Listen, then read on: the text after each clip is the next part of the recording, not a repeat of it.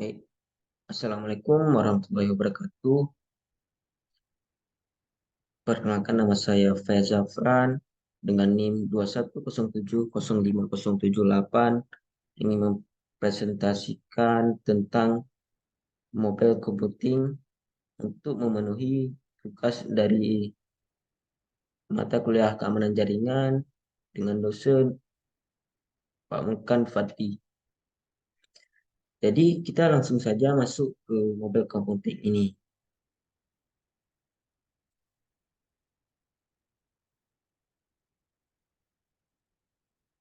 Nah, pengertian mobile computing. Mobile computing sebenarnya adalah mengacu pada teknologi yang memungkinkan transmisi data, suara, dan video melalui komputer atau perangkat berkemampuan nirkabel lainnya. Nah, secara istilah, kata mobile computing ini juga diartikan dan teknologi perangkat seluler yang mendukung pergerakan atau mobilitas.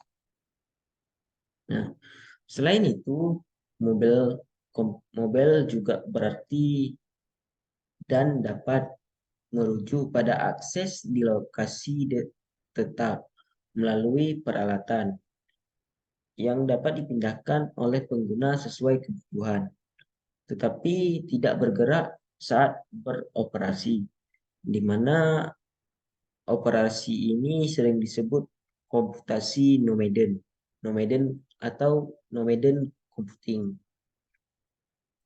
Pengertian lainnya tentu akan berbeda jika mereka berada dalam konteks perangkat seluler atau mobile device, yaitu adalah bidang teknis yang mencakup desain, pengembangan, dan evaluasi aplikasi seluler menggunakan solusi tepat untuk memenuhi kebutuhan pengguna dan termasuk mempelajari teknologi yang digunakan untuk melakukan berbagai macam tugas pada perangkat yang portable seperti smartphone atau HP, tablet, laptop, wearable device, kendaraan, serta lainnya.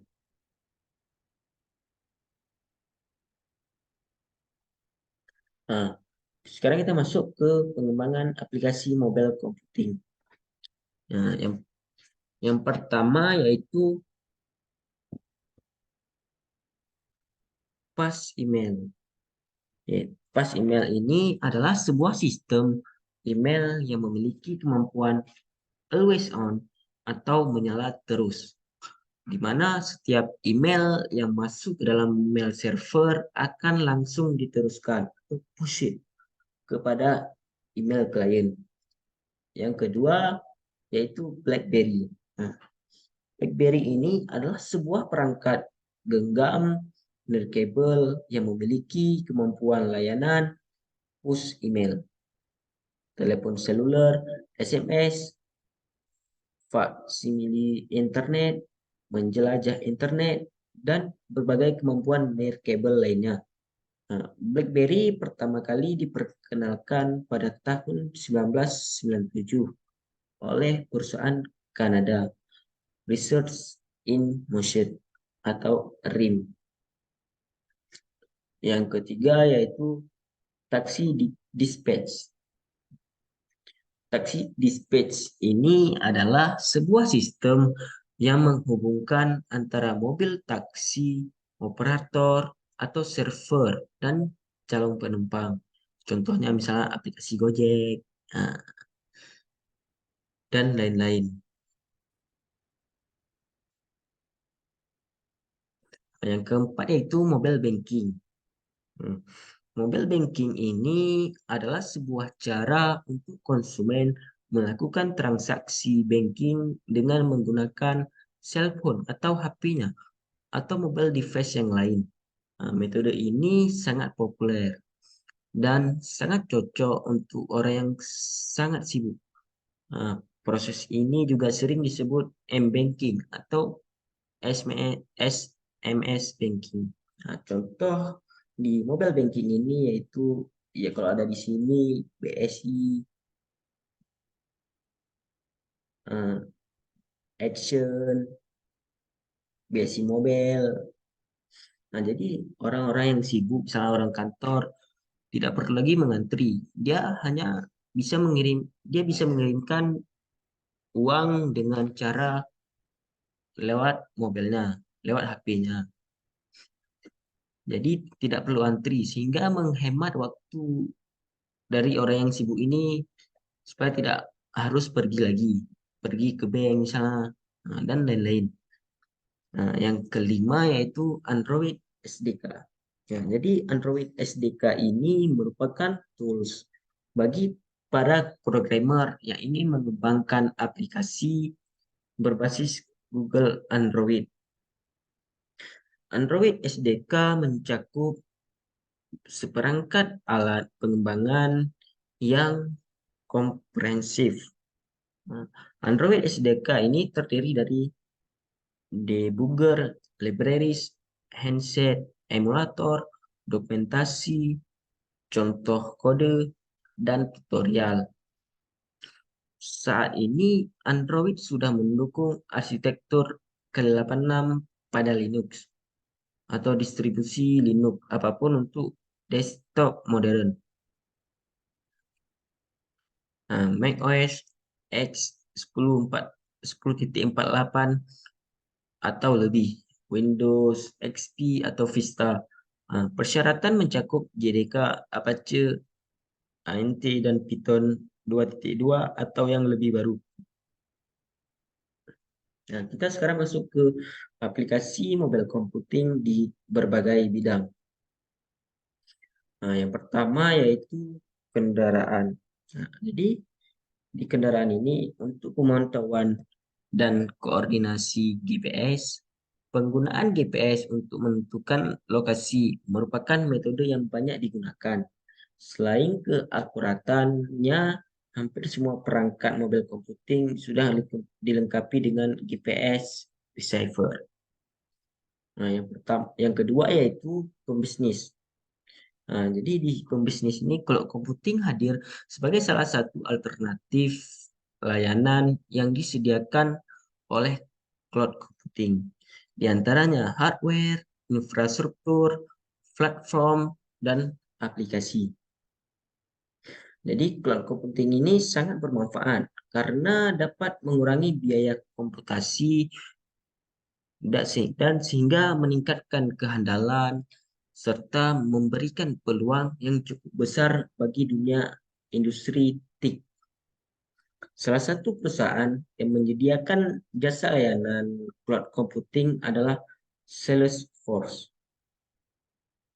Ada yang ketiga yaitu telepon cerdas.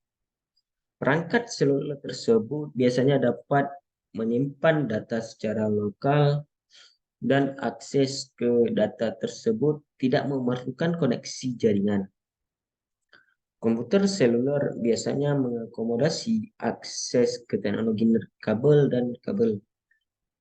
Akses ke sumber daya jaringan bersama yang termasuk sumber daya berbasis mobile cloud, di mana pastinya sangat penting mengingat sifat kerja kolaboratif saat ini. Nah, dan yang keempat yaitu pervasive dan wearable device.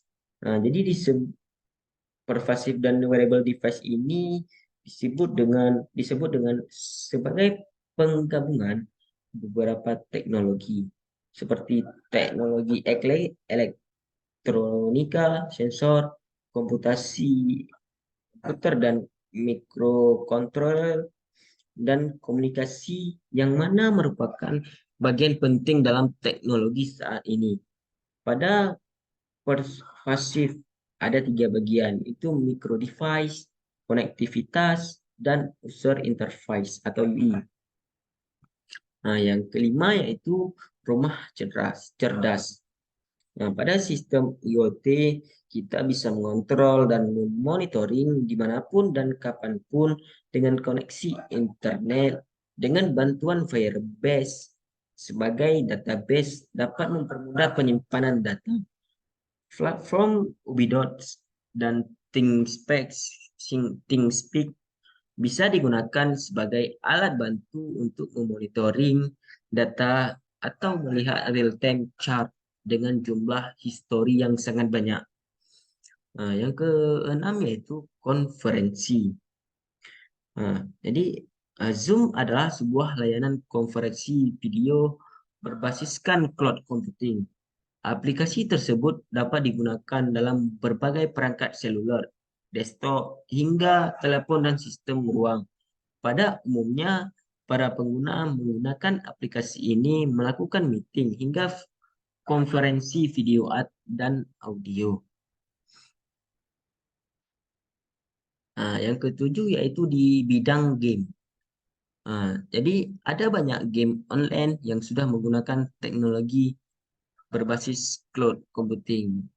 Salah satunya adalah game Go. Platform layanan streaming cloud ini bisa dimainkan di PC spesifikasi minimal dan tampilannya agak mengecewakan. Bahkan bisa dibilang bagus sekali. Ya, inilah kelebihan dari cloud computing. Semua proses komputasi game dilakukan oleh server GameQ.